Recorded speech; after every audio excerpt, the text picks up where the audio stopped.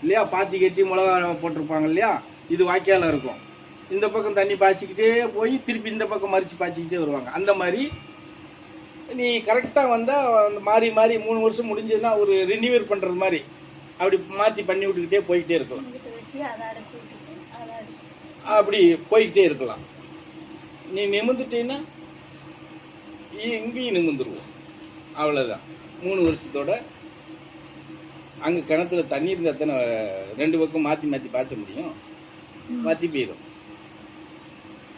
புரிஞ்சதா? இதெல்லாம் இதுக்குள்ளே இருக்குது.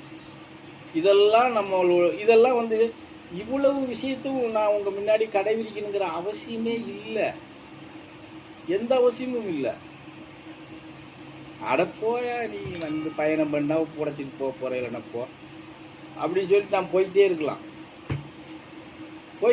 ஒரு இதுவும் கிடையாது. ஒன்றும் எதுவும் யார் நின்னாலும் யார் வந்தாலும் போனாலும் என் பயணை யாரும் நிறுத்த முடியாது இல்லையா? என்னுடைய பயணத்தை யாருமே நிறுத்த முடியாது. இப்போ நான் இன்னும் சுருக்கமாக சொல்கிறேன். இது கொஞ்சம் கர்வமாக கூட இருக்கலாம். என்னடா சாமி இவ்வளோ இதாக சொல்கிறாரு. இப்போ என் பயணத்தை என் குருநாதராலேயே நிறுத்த முடியாது. எப்படி? அவராலே நிறுத்த முடியாது. ஏன் தெரியுமா? அவர் வேலையை எடுத்து தான் நான் இன்னைக்கு செஞ்சுக்கிட்டு இருக்கேன், பயணம் பண்ணிக்கிட்டு இருக்கேன். அவரால் நிறுத்த முடியுமா? அவர் என்ன எடுத்து செஞ்சுக்கிட்டு இருந்தாரோ அதே தான் நான் இன்னைக்கு எடுத்து பயணம் பண்ணிக்கிட்டு இருக்கேன். அப்போ அவர் எந்த காரணத்தை கொண்டும் அதை அவர் நிறுத்தவே முடியாது. புரிஞ்சதா?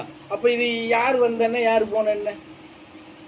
அப்போ வரக்கூடிய பக்தர்கள் நீங்களாக தான் புரிஞ்சுக்கிட்டு தெரிஞ்சுக்கிட்டு இந்த இடத்துல நம்ம ஏதோ தெரிஞ்சோ தெரியாமலோ வந்து நின்றுட்டோம்.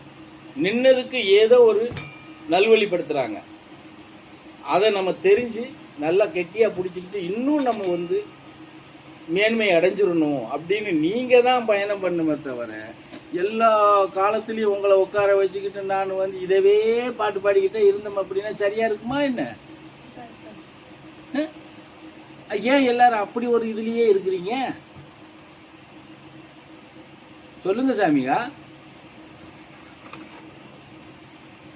உங்களை பெற்ற தாய் தகப்பனே எல்லா காலமும் உங்க பின்னாடி வர்றது இல்லையே.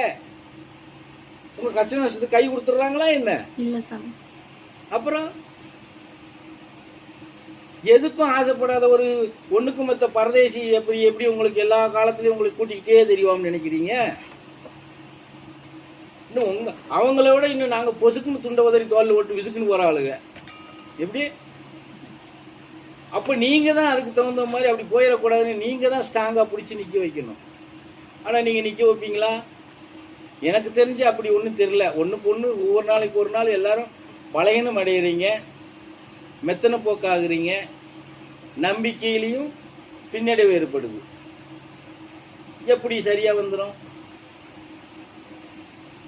பல விஷயங்கள் சொல்கிறேன். இப்படி பொதுவாகவும் பாட்டு பாடுறேன்.